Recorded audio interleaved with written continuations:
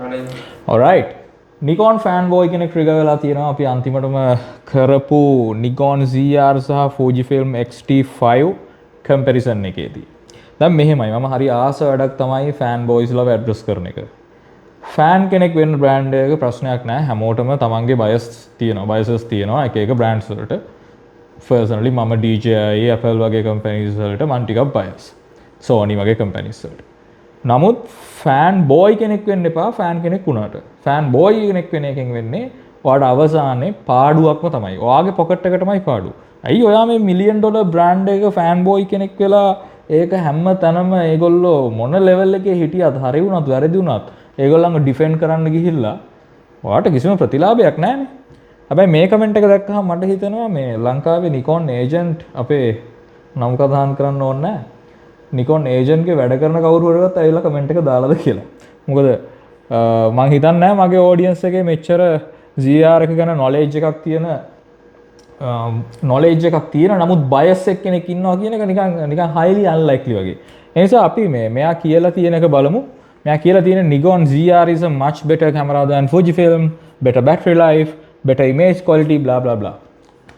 ඉස්සෙල්ලාම කියන්න ඕනේ මෙතන අපි මේ කම්පැරිසන් එක කරලා තියෙන්නේ X-T5 එක Fujifilm X-T5 එක සහ Nikon ZR එක අතර wedding film making වලට. ඔව් wedding videographer කෙනෙක් නම් මේ කැමරාස් දෙකෙන් කොයි එකද හොඳ කියන එක තමයි මම මේක වීඩියෝ එකේ කතා කරලා තියෙන්නේ. ඒ නිසා මෙයා මේ කියලා තියෙන දේවල් අතරින් අපි මුලින්ම ගමු මෙයා කියලා තියෙන මෙතන factually කියන්නේ true facts තියෙන මෙතන එකයි. ඒක තමයි better battery life. ඇත්තටම Nikon ZR කැමරා එක better battery life එකක් තියෙනවා X-T5 එකත් එක්ක compare කරද්දී සාමාන්‍යයෙන් ඔයා Nikon එකේ on paper ඔයාට 120 minutes එතනින් එහාට ගියාම මේකේ shoot කරගන්න පුළුවන් සාමාන්‍ය 4K 60 වගේ shoot කරනවා නම් මම දන්න විදිහට 80-90 minutes ඒ කියන්නේ පැය එකමාරක් වගේ තමයි max. ඔව් battery life එක හොඳයි. නමුත් at what cost? ඒක තමයි මට අහන්න තියෙන්නේ. Nikon ZR එක ergonomically nightmare කැමරා එකක්. ඔයාට බෑ Nikon ZR එකක් tripod mount කරලා හරි gimbal එකකට mount කරලා හරි අඩු ගානේ ආයේ ඕකෙන් ගලව ගන්නේ නැතුව මේකේ බැටරි එක මාරු කරවන්නවත් ගොඩක් තැන්වලදී. හරි? ඔයා චූටිම tripod plate එකක් වගේ use කරන්නේ නැතුව standard tripod ආකාශ එකක් හරි එතනින් එහාට ගියාම Manfrotto plate එකක් වගේ use කරනවා නම් මේ කැමරා එක ඒගොල්ලෝ pro zoom වගේ level එකකින් එවලා තියෙනවා. මේක professionals ලා develop කරපු කැමරා එකක් නෙමෙයි Nikon ZR. professional කෙනෙක් red quad raw shoot කරන්න ඕන නම් එයා Komodo එකක් ගන්නවා ගිහිල්ලා. Nikon ZR එක ආයෙත් ඔතන $2000 බල ඉන්න වැඩිපුර වියදම් කරනවා. මේ කැමරා එක ස්පෙෂලි Nikon මේ වෙලාවේ එළියට දැම්මේ Red එක මේ තියෙන කොලැබොරේෂන් එකට Nikon ලා සෑහෙන්න මේ වීඩියෝ ගේම් එකේ පස්සෙන් හිටියේ කැමරාස් වලට ගාපුවාම අලුතෙන් ආපු Sony එතනින් එහාට ගියාම Canon ලා එක්කවත් මේගොල්ලෝ කම්පිටිටිව් හිටියේ නෑ මේ අන්තිම Nikon Z series එකේ Z5 Z6 වගේ කැමරාස් රිලීස් වෙනකම්. ඉතින් මේගොල්ලෝ ගේම් එකට ලේට්. හැබැයි මේගොල්ලෝ කල්පනා කළා professionals ලා ඉන්නවා එළියේ අපේ Nikon දැන් හොඳ ecosystem එකකුත් තියෙනවා. ඒ වගේම මේගොල්ලෝ red camera සම්පූර්ණ company එක acquire කළා. Why don't we mix all of it together? ඒ වගේ එහෙම හිතලා තමයි ඔය ZR එක එළියට දැම්මේ. ගොඩාක් ඉන්න අලුත් දැන් මේ newborn කට්ටියගෙන් දැන් ඇවිල්ලා ඉන්න අපේ අලුත් film makers ලව audience එක ටිකක් ඇදලා ළඟට ගන්න. එතකොට Nikon ZR කැමරා එකෙන් ඔයා වෙඩින් ෂූට් කරන්න යන්න බෑ. ඔයාට බැටරි ලයිෆ් එකේ එතන ඇඩ්වාන්ටේජ් එකක් තිබුණාට ඔයාට බැටරියක් ගලවලා හදිස්සියකට මාරු කරගන්න බැයි නම් ඔයා මිනිස්සෙක්ගේ ජීවිතේ වැදගත්ම දවස arguably වැදගත්ම දවස කැප්චර් කරන වෙලාවේ dual redundant විදිහට ඔයාට මේකේ මීඩියා ටික රෙකෝඩ් කරගන්න බැයි නම් ඒක මෙමරි chip එකක් මේ වුණොත් ආයේ කවදාවත් ඒක රිකවර් කරගන්න බෑ. එතකොට ඒ වගේ professional features like basic professional features මේක නැත්තම් මේක ඔයාට වෙඩින් වීඩියෝග්‍රැෆර් කෙනෙක්ට රෙකමන්ඩ් කරන්න බෑ. මම දැක්ක කට්ටිය කැම්පේන් නම් කරනවා වෙඩින් වීඩියෝ වලටත් සුපිරි කියලා. කොහොමද රෙකමන්ඩ් කරන්නේ? ඔයා Nikon ZR එක ගන්නවා නම් ගන්න red quad වලින් shoot කරන්න. red quad වලින් shoot කරන මිනිස්සෙක්ට dual redundancy නැත්තම් redundant media record කරන්න බැයි නම්. හරි? වෙඩින් එකක වගේ වැදගත් moment එකක් capture කරන වෙලාවක ඉතින් කතා කරලා වැඩක් නැහැ එතනින් එහාට. ඊළඟට better image quality with H.265 442 far better than X-T5. boru tanikara boru. First of all, there is no such thing as H.265 442. Like know your facts. There's 444, 420 and 422. Right? දැන් 442 කියලා ක්‍රෝම සබ් සැම්පල් එකක් නැහැ. හරි. ඉතින් මෙයා මම හිතන්නේ කියන්නේ 422 එක තමයි කියන්නේ 442 නෙමෙයි. Nikon වල තියෙන H265 codec එක තමයි එළියේ තියෙන codec වලින් තියෙන H25 worst codec එක. හරි. ඔයාලා එළියේ ගිහිල්ලා තියෙන real world එකේ කරලා තියෙන test අරගෙන බලන්න. ඔයාලා red code shoot කරනවා නම් විතරක් Nikon ZR එක ඇත්තටම superior option එකක්. මම මේ personally ගන්න බල හිටපු ගෑම් එක මං ඔය කාටවත් වැඩිය අමාරුවක් තියෙනවා මට Nikon ZR එක ගැන. මොකද මම ගන්නව ලෑස්තිලා හිටියේ. මේක මම දැනගන්නකම් H265 codec එක Nikon ලගේ වෙන codecs එක්ක compare කරද්දී Sony codecs එක්ක Canon codecs එක්ක compare කරද්දී මේක C63 mark Nikon C63 එකේ තියෙනවා මේ ප්‍රශ්නෙම. ඒගොල්ලන්ගේ codec එක ඔයා zoom in කරලා බලුවොත් footage එකේ සෑහෙන soft. එහෙම soft වෙන්න හේතුව තමයි මේගොල්ලෝ full sensor එකේ read out එකක් අරගෙන ඒක down scale කරලා නෙමෙයි දෙන්නේ. එහෙම දෙන්නේ raw වලදී විතරයි. 6K raw වලදී සහ raw වල file formats කීප එක ඒගොල්ලෝ එහෙම කරලා තියෙනවා. කියන්නේ full sensor read out එකම අරගෙන ඒක down scale කරලා 4K වලට හරි දෙන එක. නමුත් ඔය H265 වලට ගියාම line skipping method එකට තමයි මේගොල්ලෝ capture කරන්නේ. අනුමාන කරනවා අපි line skipping කියලා. මොකද image එක සෑහෙන soft. ඔයා raw codec එකත් එක්ක compare කරලා බලද්දී. දැන් dynamic range එක වැඩි වෙන්න පුළුවන් ඔයා raw වලින් shoot කරද්දී R3D raw වලින් හරි Nikon raw වලින් හරි C-Log වලින් හරි shoot කරද්දී. දැන් එහෙමයි කියලා image එක soft වෙන්න බෑ. read out එක සම්පූර්ණ full image එකේ. image එක soft වෙන විදිහක් නැහැ. එතකොට Fujifilm H264 or H265 is far better than the Nikon ZR. ඔයා Nikon ZR එක ගන්න ඕනේ R3D red වලින් shoot කරනවා නම් විතරයි. නැත්තම් ඊට වැඩිය හොඳ options ඒ price range එකට ඕන තරම් තියෙනවා. ඔයාලට ඔච්චරම යන්න ඕන නම් S5 අලුතෙන් release වුණ S12e එකට යන්න Panasonic. Far better camera, far better options. ඊළඟට far better autofocus. Arguable එහෙම කියන්න බෑ. ST5 එකේ ඒකයි eye tracking වගේ use බලුවොත් Nikon වල ඒගොල්ලෝ ළඟදී තමයි figure out කරගත්තේ Z6 III වගේ cameras එක තමයි ටිකක් competitive level එකටවත් මේක අරගෙන ආවේ. ඉතින් far better auto focus කියලා කියන්න බෑ ඇත්තටම X-T5 එකත් එක්ක compare කරද්දී.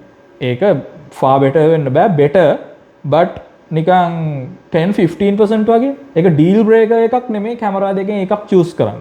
ඒ නිසා ඒකත් valid point එකක් නෙමෙයි. Fujifilm X-T5 is designed for still.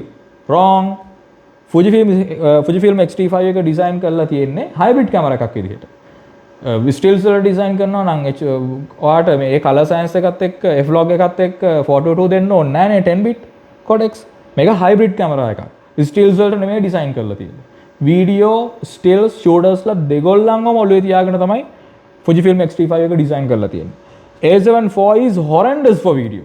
Bro, what are you talking about? It's a still camera. Horrendous advice. Again, A7 IV කියලා කියන්නේ hybrid camera එකක්. Know your facts before you are going to talk shit. A7 IV කියලා කියන්නේ hybrid camera එකක්. මේකත් video still images මේ shooters ලා දෙගොල්ලන්වම focus කරලා තමයි design කරලා තියෙන්නේ. දැන් ඔයා ලංකාවේ wedding videography කරන කෙනෙක් නම් හරි ලංකාවේ සිනමා ලෙවල් එකේ වෙඩින් වීඩියෝග්‍රැෆි කරන ඉන්නේ අතලොස්සයිනේ. මගේ ඔඩියන්ස් එක මේ සාමාන්‍ය තමන්ගේ දැන් ගත්තොත් මිඩ් ලෙවල් එකේ ඉඳලා ප්‍රොෆෙෂනල් ලෙවල් එකේ ප්‍රොෆෙෂනල්ස් ලගෙන් මිඩ් ලෙවල් එකේ ඉඳලා හයි එන්ඩ් එකට යන ඔය අතරමැද ඉන්න කට්ටියට තමයි මම මේ කතා කරන්නේ. ඉන්න හොඳම ඉන්න වෙඩින්ස් වලට 800,000 1 million charge කරලා වෙඩින් ෆිල්ම් මේකින් කරන කට්ටිය මගේ ඔඩියන්ස් එකේ නෑ. ඒගොල්ලන්ට මේ මගේ ඇඩ්වයිස් අහන්න ඕනේ නැහැ. වර්ල්ඩ් එකේ ඕන තරම් එළියේ YouTube වල forums වල information තියෙනවා. ඒගොල්ලෝ up to date. නැත්නම් ඒගොල්ලෝ ඒ තැන් වල ඉන්න විදිහක් නැහනේ. ඉතින් ඔයා සාමාන්‍ය වීඩියෝග්‍රැෆර් කෙනෙක් නම් ඔයාට ඔයාගේ ගේම් එක අප් කරගන්න නම් ඕනේ. ඔයා Nikon ZR එකක් ගන්න ඔයාට afford කරන්න බෑ මේක editing. Nikon ZR එකේ අරගෙන ඔයා හොඳම quality එකෙන් ඔයා videos ටික දවසේ shoot කළොත් terabyte 4ක් විතර footage ඔයාට collect වෙයි. ඊට පස්සේ ඒ ටික RAWs ටික ඔයා කොහොමද එළියට අරගෙන ගිහලා edit කරන්නේ? කාට හරි කියන්න පුළුවන් නෑ අපි raw shoot කරන්නේ නෑ. අපි H265 shoot කරනවා කියලා. ඉතින් මොකටද ZR එක ගන්න? S5 S12e එකක් ගන්න පුළුවන් Panasonic. එහෙම නැත්නම් ඔයාට ඒ price එකටම Sony A7 IV එකක් ගන්න පුළුවන්. right?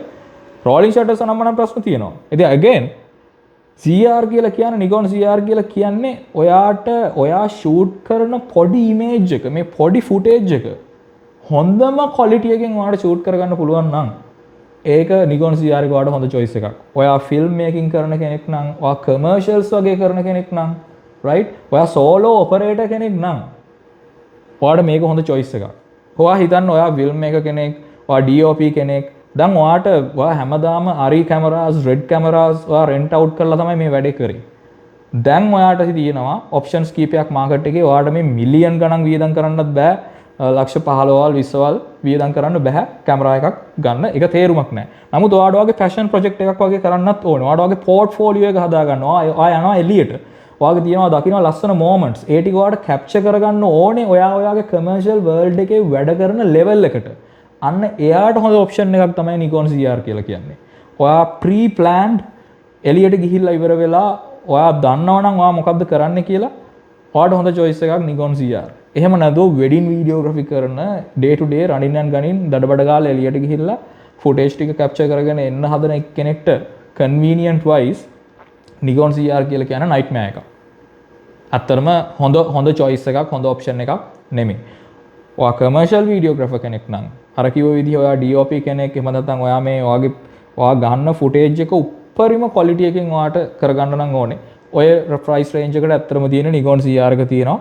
ඊට අමතරව ඔයාට තියෙනවා options Blackmagic pocket camera එක වගේ. දැන් වැඩේ තියෙන Blackmagic pocket camera එක වගේ ගත්තොත් ඔයා film making නම් කරන්නේ auto focus manual focus කරනවා ගොඩක් කට්ටිය. එතකොට ඉතින් ප්‍රශ්නයක් නැහැ. නමුත් ඔයා one man show එකක් නම් ගහන්නේ commercials වල වගේ. හරි? ඔයාට auto focus නැහැ Blackmagic pocket camera එකේ 6K එකේ 4K එකේ දෙකේම. අන්න ඒ වගේ වෙලාවට මේක හොඳ option එකක්. ඒත් මං හිතනවා දැන් මං ආයෙ consider කරලා බලද්දි මට තියෙන options ඔයාට raw shoot කරන්න ඕන නම් internal Panasonic ලගේ අලුතෙන් release වෙච්ච S12E camera එකට යන්න. S5X S52 Panasonic ලගේ Lumix S52X කියලා කියන legendary camera එකක්. මේගොල්ලෝ ඒකේ තියෙන sensor එකම update කරලා දැන් අලුත් body එකක දාලා අලුත් processor එකක් එක්ක combine කරලා තමයි ඒවල තියෙන්නේ Panasonic S12 Mark E එක. මේ price range එකේමයි යන්නේ 2000 sub 2200 dollars වගේ range එකේ. ප්‍රශ්නේ තියෙන්නේ Nikon වලට ලංකාවේ agent කෙනෙක් ඉන්නවා. නමුත් Panasonic වලට මම දන්න තරමේ ලංකාවේ agent කෙනෙක් නැහැ. ඒතකොට ඔයාලට පොඩ්ඩක් ඒ risk එක warranty risk එක අරගෙන තමයි ඔයා purchase කරනවා නම් එළියෙන් outsource කරලා වගේ හරි මෙහෙට ගෙන්න ගන්න වෙන්නේ. ඉතින් again මම හිතන්නේ අපි factually answer එකක් දුන්නා දාලා තියෙන comment එකට. අපි කතා කරන දේවල් වැරදෙන්න පුළුවන්. ඇත්තටම මම සියල්ල හැමදේම දන්නේ නැහැ. නමුත් මට හොඳ අයිඩියා එකක් තියෙනවා මම මොකද්ද කතා කරන්න කියලා. එහෙනම් මම කොහේ හරි මෙහෙම ඔය කතා කරගෙන යද්දි වරදින තැන් පින් පොයින්ට් වෙන්න තැන් ඔයාලට තියෙනවා නම් ඔයාලා කමෙන්ට් කරන්න. නමුත් මෙතන තියෙන්නේ නිකන් පොඩක් කමෙන්ට් එක බලපුවාම තේරෙන්නේ Nikon CR එකේ fan boy type එකක් තමයි තේරෙන්නේ. Nikon වලට කඩේ යනවා වගේ සීන් එකක් තමයි තේරෙන්නේ. ඒ නිසා කඩේ යන්න එපා. දවස් අවසානයේ පාඩුව ඔයාට